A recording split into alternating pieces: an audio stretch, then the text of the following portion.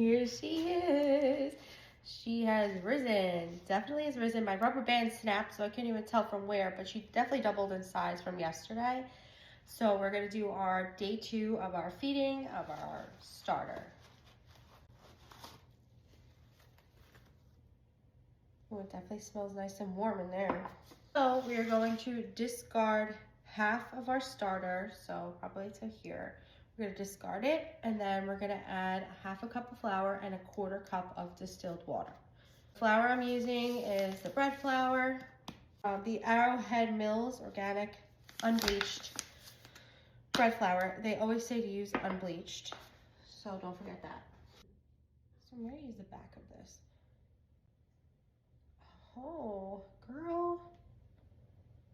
All right, we're looking good. I'm gonna discard half of this. It's okay, let's scrape off the sides. I'm gonna try and clean off these sides. They're like yucky. Now we're gonna go in with half a cup of the bread flour and a quarter cup of water. Okay, so we're putting in a half a cup of bread flour. Definitely not professional over here, so don't judge me. We're taking our room temperature distilled water.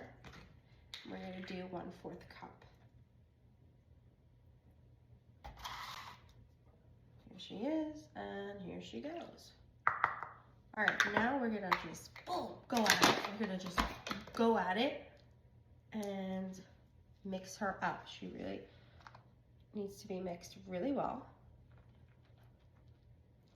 Get all the flour off the sides of the jar.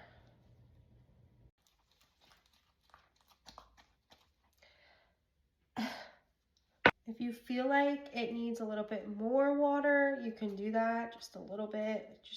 When I opened my jar this morning, I had a little bit of a hard crust on top, and my husband's grandmother actually told me, she said, put the jar in the oven, covered, and put the light on in the oven, because I think my house is just too cold, and at least with the light on in the oven, it keeps it a little bit warm, nothing crazy, but my house is freezing, so I think it had to do with that, of why it formed that hard crusting on top.